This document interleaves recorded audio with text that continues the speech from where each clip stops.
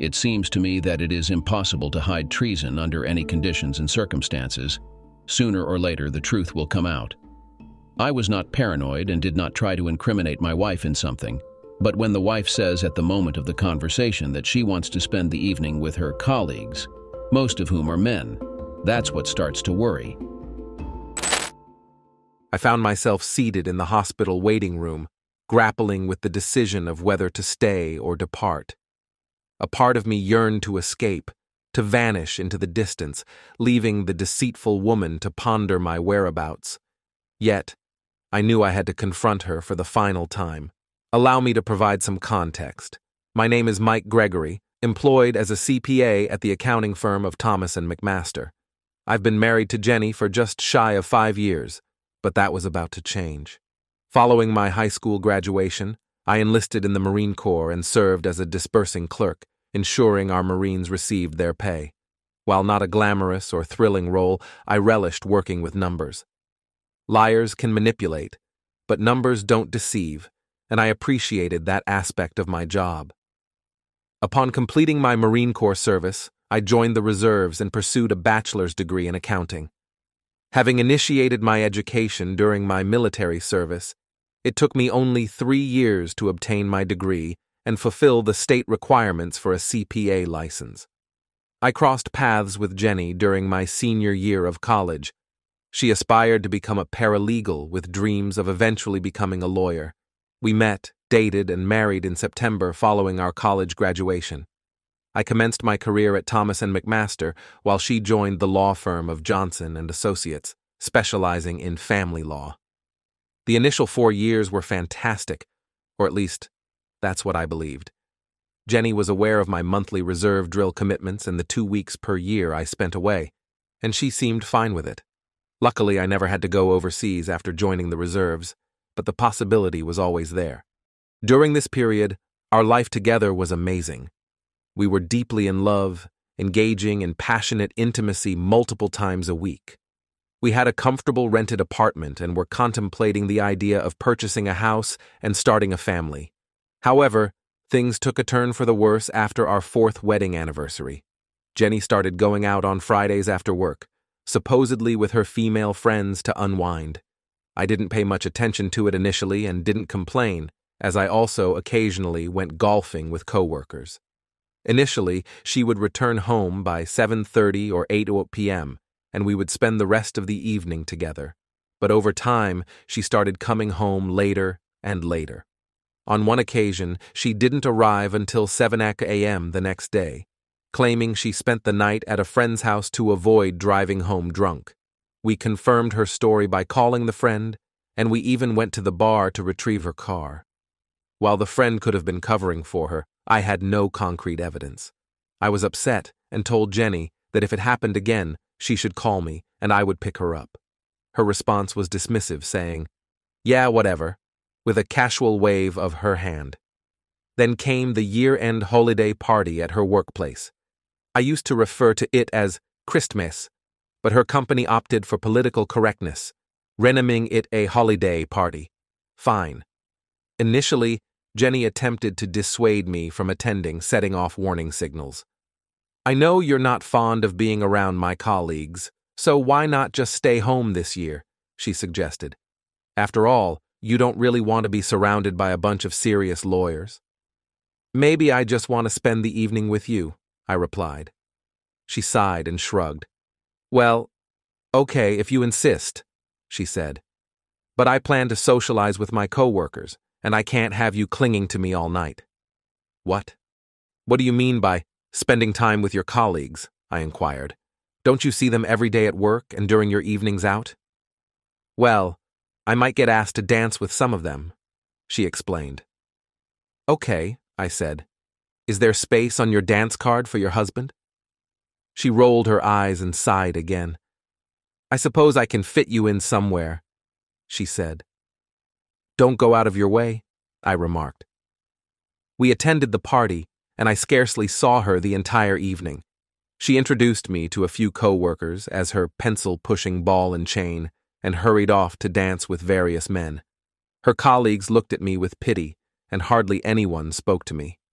I never had the chance to dance with her, and I noticed she left the party multiple times, returning later with a guy grabbing her.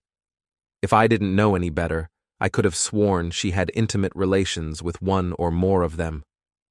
"All right, I'm ready to leave," she eventually said, slurring her words. Clearly intoxicated, her clothing and makeup appeared disheveled. I grunted and went to the car. She followed, attempting to kiss me inside, but I pushed her away, detecting something unpleasant about her breath. "What's wrong?" she inquired.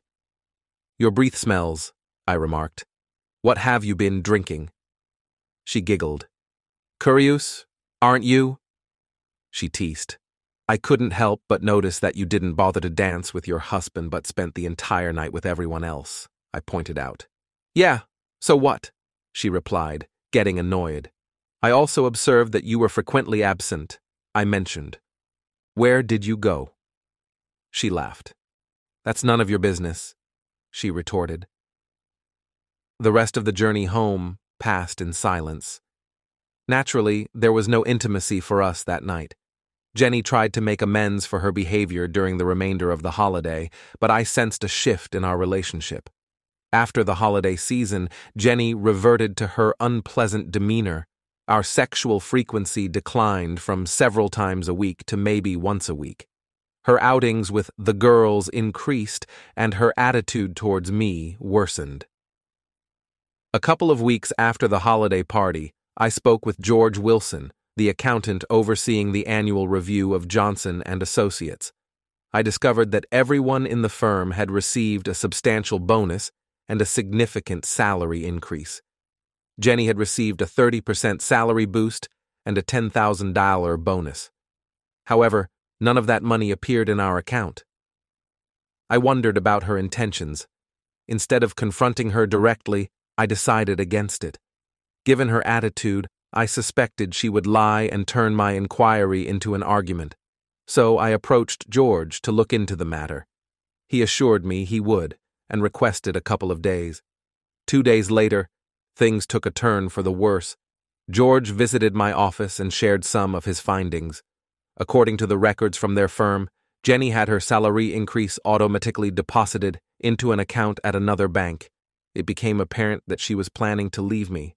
Additionally, he mentioned some irregularities in the company's books that could pose problems. I noted the account details and thanked George for his investigation. That afternoon, I received a notification on my phone indicating that I had an email in my personal account. The subject line was unsettling. "What your wife is doing behind your back." Upon opening the email, I discovered a video attached that marked the demise of my marriage. As soon as I played the video, I immediately identified the individuals involved. One of them was Jenny, who appeared completely nude with her legs apart. Positioned between her legs was the same person I had observed grabbing her at the holiday party. However, this time, his actions extended beyond mere groping. The explicit content revealed him engaging in sexual activity with her.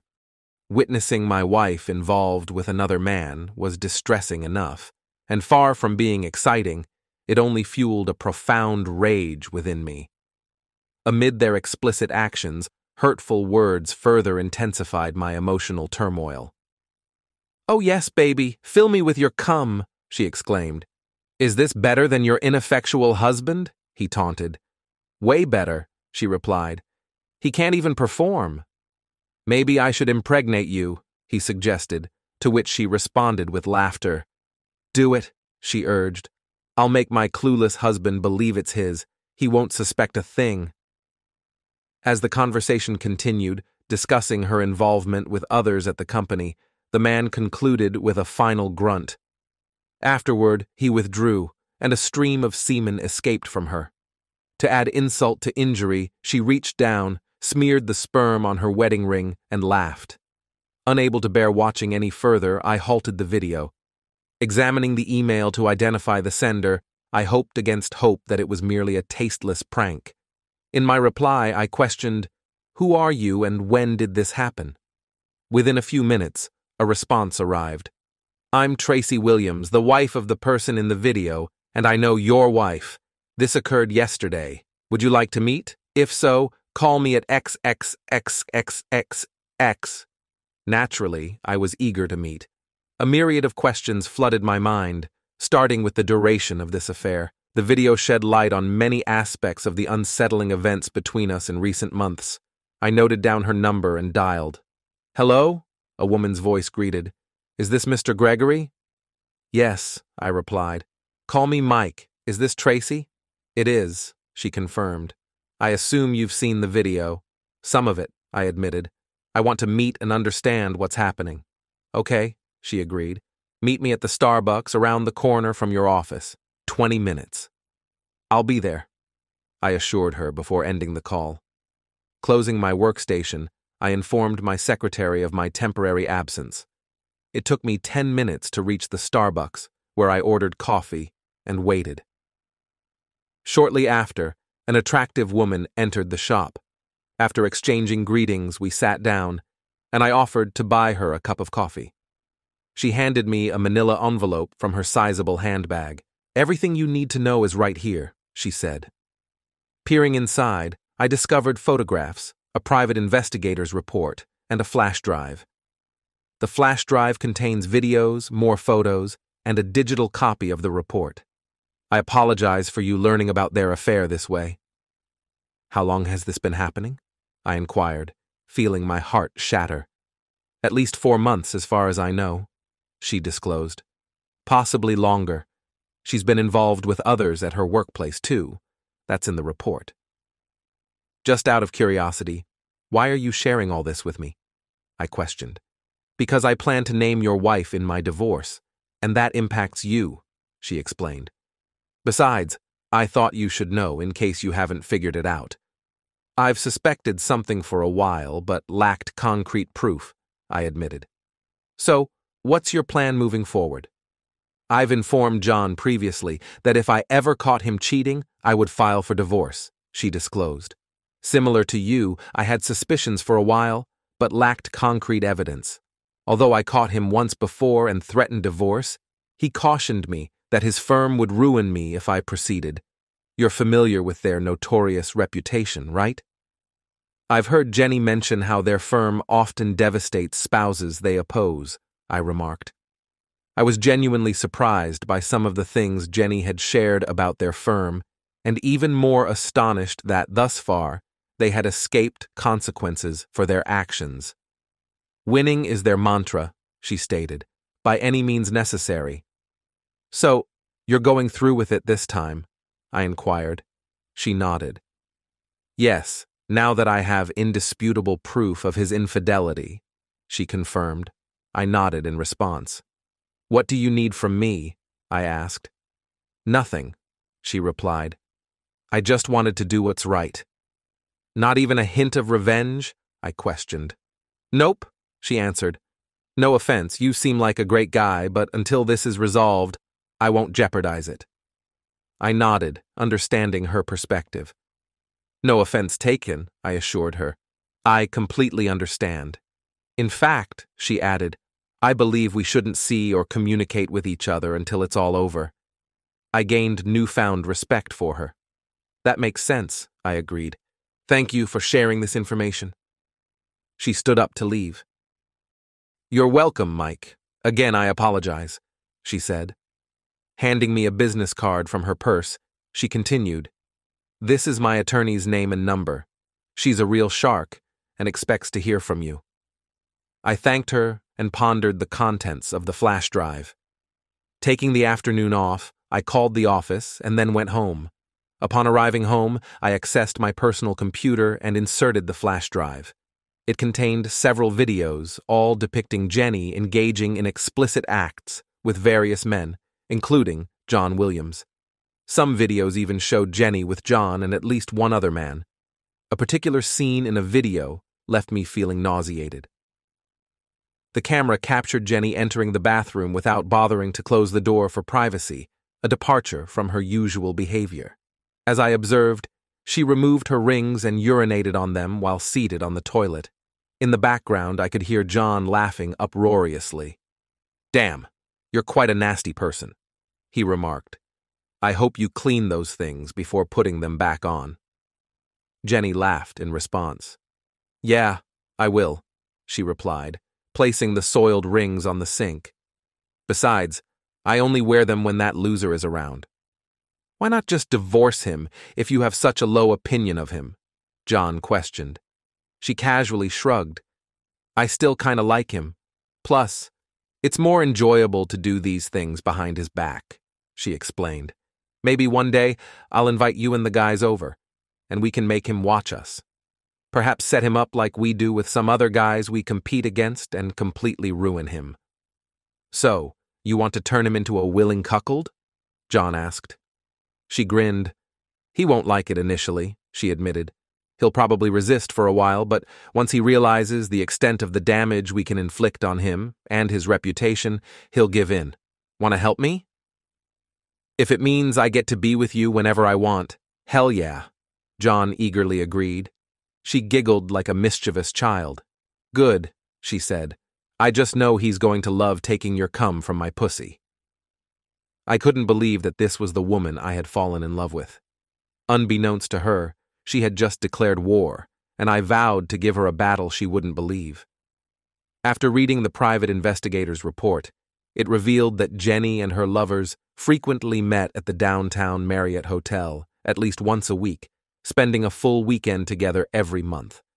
According to the report, John had spent an entire weekend with Jenny at my house last month.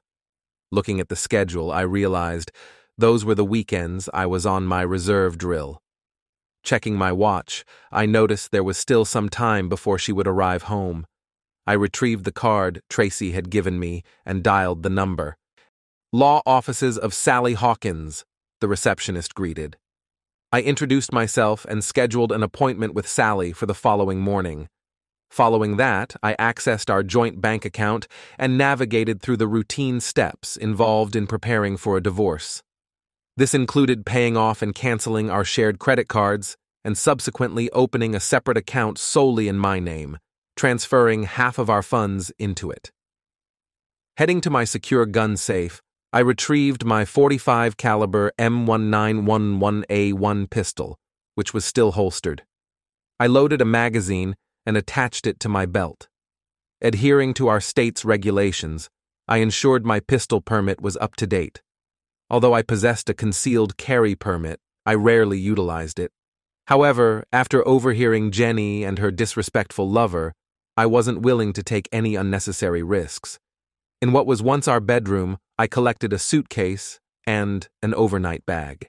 I haphazardly packed some of her clothes into the suitcase and her toiletries into the overnight bag. My indifference towards the packing process was evident. I left the packed luggage by the door. I was seated at my computer when Jenny arrived home.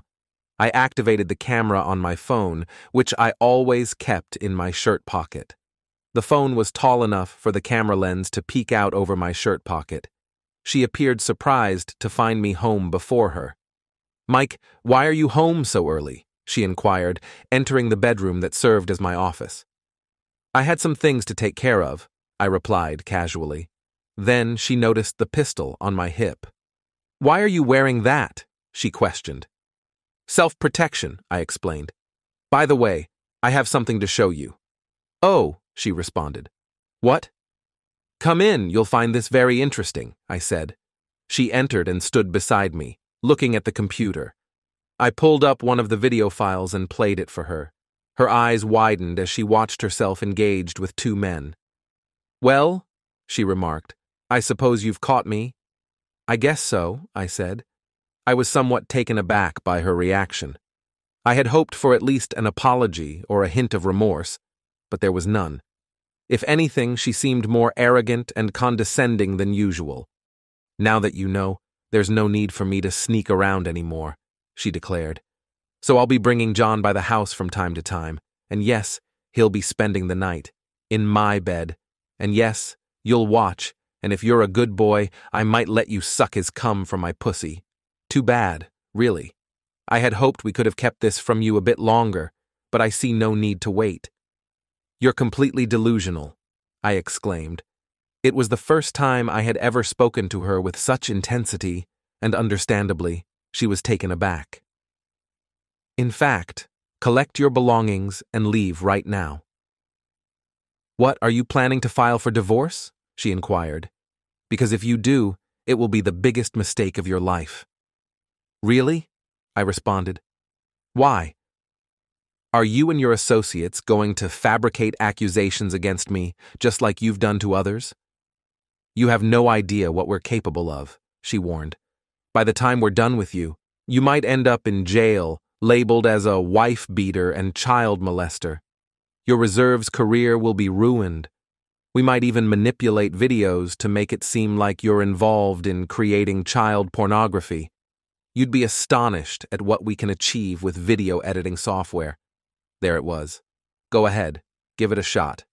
So that's your plan? I questioned. Force me into being your pawn by concocting false stories that you know are lies. Why not? She retorted. We do it all the time. I'll leave for now, but think about it carefully. I'll give you 48 hours to reconsider.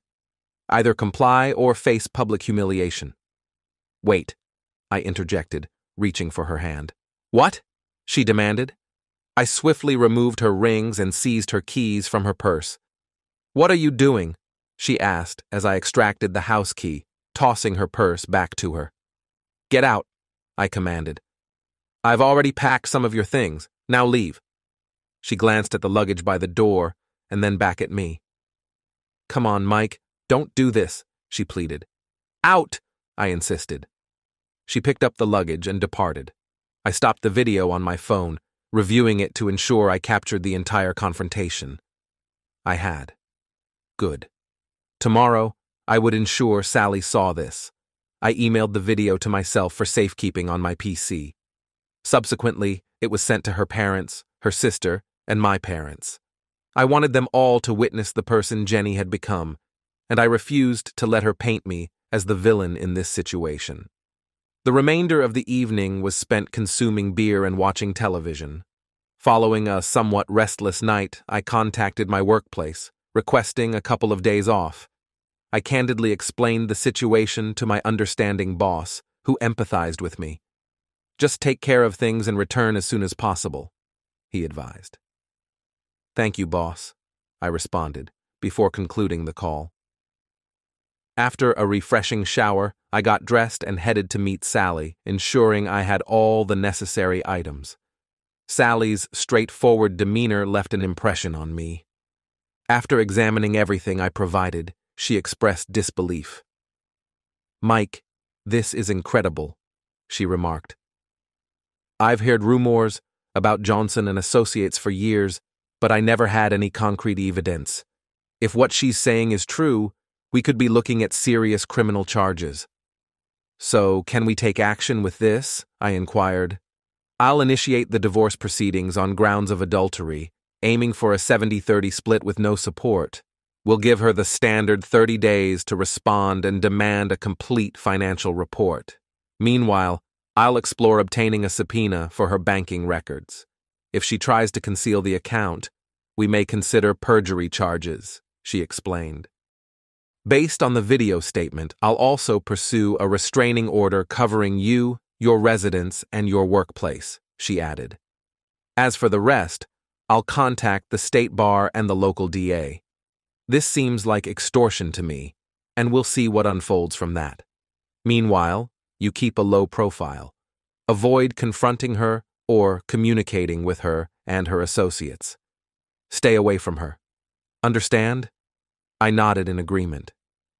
Got it, I affirmed. Good, she said. I'll initiate the paperwork and have her served at her workplace in the next day or two. Feel free to call me on my personal cell if needed, but don't misuse the privilege, she cautioned, handing me her card. Thank you, Sally, I expressed, shaking her hand. On that particular day, I received 3 phone calls. The first one was from my mother. Mike, I'm deeply sorry about everything. Are you okay? She inquired when I picked up. I'll be fine, Mom, thanks, I replied. I consulted with a lawyer today, and she's handling the situation. Keep us posted if there's anything you need, Mike, she said. We love you.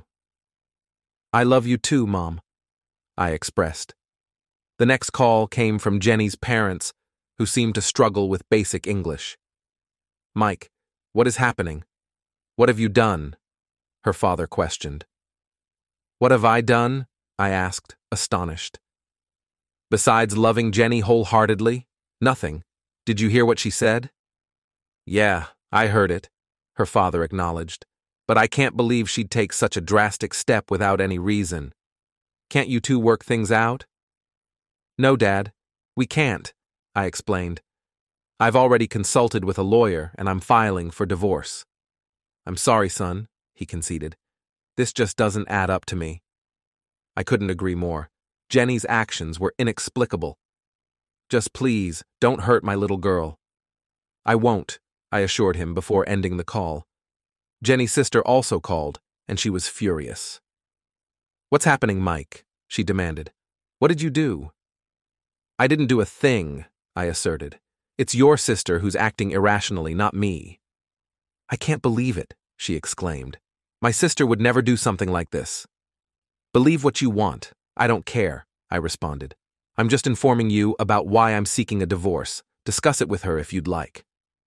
Frustration lingered as I concluded the call. I fired up my computer and brought up my email. In my inbox was a message with a subject that read, "I know what you've done." I looked at the sender and saw it came from Jenny's firm.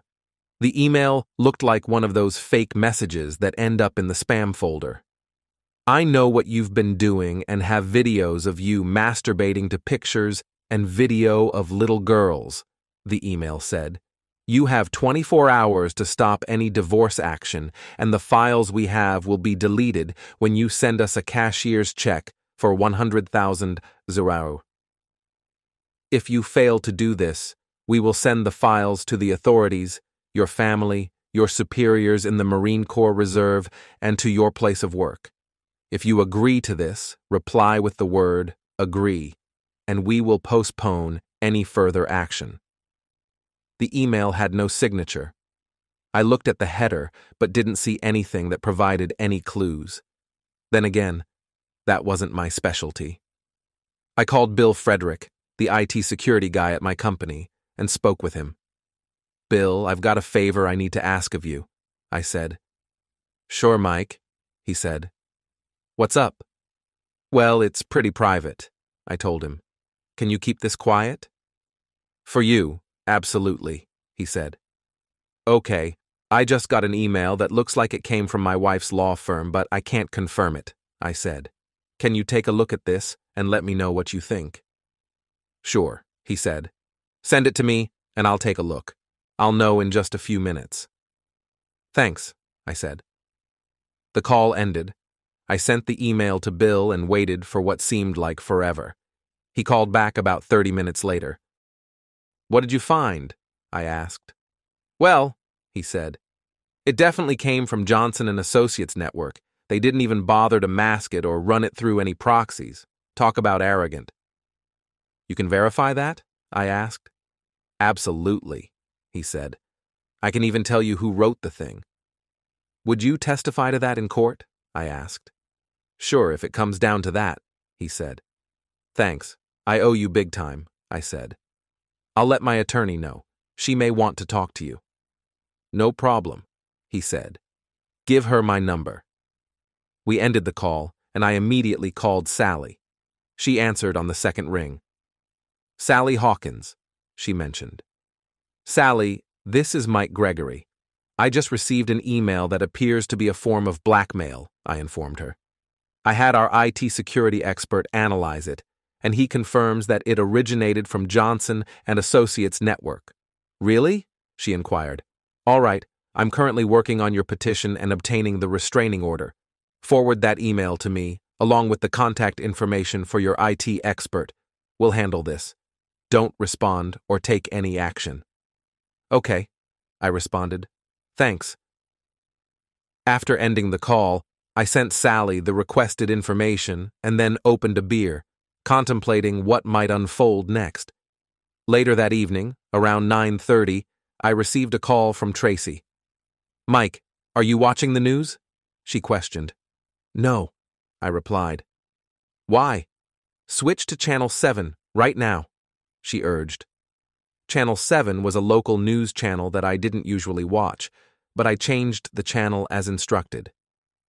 To reiterate, Eyewitness News is reporting that 4 individuals were killed and 4 others seriously injured tonight when a gunman entered the Lamplighter Bar and Grill and began shooting at a group of people with what police believe was an AR-15 style weapon equipped with a bump stock, the news announcer stated. As per eyewitness accounts, another bar patron armed with a pistol shot and killed the gunman. The motive for the shooting is currently unknown. The announcer continued. The scene shifted to a reporter interviewing a man identified as a witness. "It was chaotic," the man recounted. "This individual stormed into the bar, approached a table where a group was gathered, and began shouting about them destroying his life with their lies. His outburst included threats like, 'You people are going to pay. You ruined me with your lies.' Subsequently, he brandished a rifle and started firing. He managed to discharge numerous rounds before another individual shot him in the back with a pistol. Panic ensued and everyone scrambled to escape." The television returned to the news anchor. "The identities of the victims are being kept confidential until their next of kin are notified. However, authorities reveal that they all seem to be associated with the law firm of Johnson and Associates. The assailant has been identified as Roger Spencer, a man reportedly undergoing a bitter divorce where he faced accusations of child molestation. The origin of the weapon used in the attack remains unknown, prompting activists to renew calls for stricter gun control. Up next, on Eyewitness News, a heartwarming reunion between a man and his dog. "Wow," I said to Tracy. A knock interrupted us. "I have to go now, Tracy. Someone is at the door." "Same here," she replied. "Let me know if you find out anything." "I will," I assured her, ending the call. Stowing my phone away, I opened the door to find 2 police officers. "Mr. Gregory?" one of them inquired. "Yes," I affirmed. "Do you know a Jenny Gregory?" he questioned further. "Yes, she's my wife, at least for now," I disclosed. "I regret to inform you, sir, but your wife has been seriously injured in a mass shooting and has been taken to Mercy Hospital," the officer delivered the news. "How severe is her condition?" I asked. "I can't provide details, sir. I recommend speaking to the doctor when you arrive. Once again, my apologies, sir." They tipped their hats and departed. Damn, I wanted the conniving person out of my life, but I didn't wish her dead. I returned Tracy's call. She picked up after the second ring, her voice filled with tears. "Mike, it's Tracy," she sobbed. "They just told me Jeff, my husband, was shot and killed at the Lamplighter." "I'm so sorry, Tracy." I expressed my condolences. Internally, I cursed the situation, hoping the perpetrator would face consequences. The news about Jenny being shot added another layer of distress. "Jenny was shot too. I'm on my way to the hospital to gather information. Is there anything I can do for you?" "Thank you, Mike, but I don't think so," Tracy replied amid sniffles. "Just keep me updated on what's happening." "I will," I assured her before ending the call and heading to the hospital. The place was swarmed with law enforcement, reporters, and medical staff attending to the injured. After some inquiry, I learned that Jenny was still in surgery. I could wait in the waiting room, and someone would notify me once there was an update. Inevitably, I had to complete numerous forms regarding Jenny's information, as she was still covered under my work insurance. Knowing she had her own insurance, I assumed her treatment would be mostly covered. At this point, I found myself contemplating whether to stick around or just leave. I reached out to Sally, informing her of the situation. She agreed to postpone serving Jenny until she recovered from surgery. Additionally, I contacted Jenny's parents and sister to update them. Despite their attempts to blame me, I clarified that if I were responsible, I likely wouldn't be at the hospital.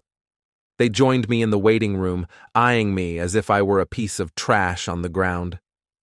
I had already visited the cafeteria, quickly devouring a piece of chicken and mashed potatoes while sipping multiple cups of bitter coffee. Afterward, I spent several hours in the same spot, engrossed in watching the news. Despite my efforts to stay awake, I dozed off more than once in front of the television. At 5 a.m., an exhausted doctor approached me in the waiting room. "Mr. Gregory?" he inquired. I met his gaze with fatigued, bloodshot eyes. "Yes," I replied, rubbing my eyes to stay alert. Jenny's parents and sister approached us. "Your wife is currently in critical condition, but she appears to be stable. We'll have more information within the next 24 hours, he informed. We removed 3 bullets from her chest, and another bullet grazed her face, causing damage to her right eye. 1 lung was punctured, and a bullet struck her spinal column. However, we're optimistic about her survival. The next day or 2 are crucial." "Is she awake?" her father inquired. The doctor shook his head. "No," he replied. "She's still under anesthesia. Just so you're aware, there's a possibility she may never walk again and may not fully regain sight in her right eye without additional surgery. I'm sorry," he added before walking away.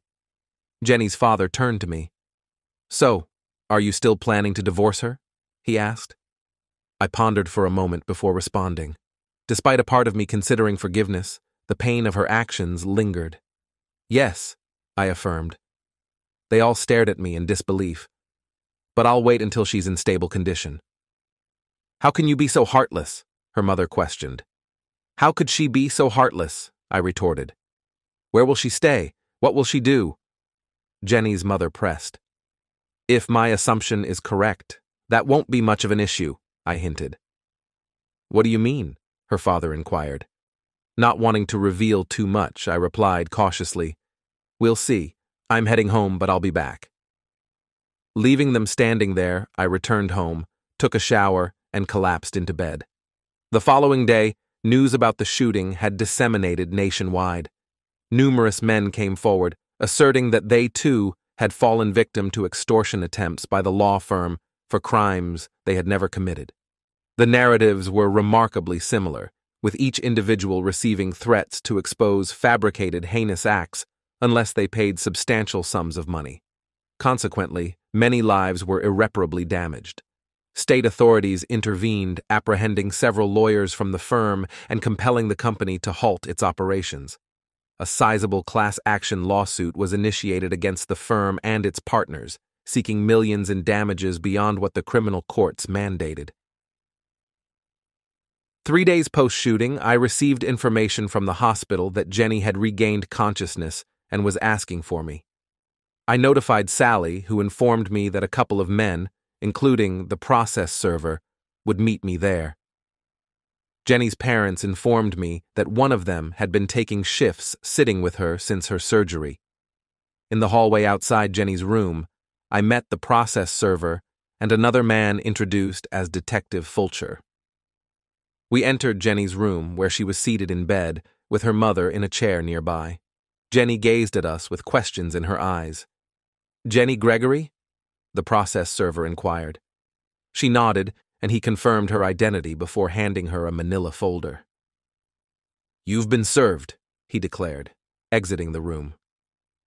Detective Fulcher positioned himself in front of her bed, looking down and shaking his head. "Are you aware that extortion and conspiracy to commit extortion are felonies in this state?" he asked. Jenny looked down, weakly nodding her head. "Yes," she replied, her voice cracking. "And you understand that in this state, the penalty for each act of extortion is up to 15 years in prison and a $10,000 fine?" he continued. Once again, Jenny nodded her head, and he handed her a printed copy of the email I had received. "Recognize this?" he inquired. She looked defeated. "It should. It was created and sent from your computer using your Logan credentials, along with approximately 75 others. We discovered them all in your sent items folder. I'm not a scientist, but my calculations indicate that 76 times 15 years equals around 1,140 years, and you're facing a hefty $760,000 fine. In summary, you're in trouble. I'll have to apprehend you, you know. The DA is advocating for a life sentence with all the charges against you, but if you cooperate, Maybe I can negotiate a deal. What do you think? Jenny nodded silently. Okay, she murmured. Very well, he responded. I'll give you a few minutes alone with your husband and family, but I'll return. Detective Fulcher glanced at me, placed his hand on my shoulder, and exited the room. I looked down at my soon-to-be ex-wife. Tears streamed down her face. How could you do this to me? I questioned. All I've done is love and respect you. I thought you loved me too. What happened? I'm sorry, she uttered through her tears. Her mother picked up the email and read it, her eyes widening in shock. My God, she exclaimed, looking at her daughter. You actually wrote this? To your own husband? Jenny cried even harder. How could you?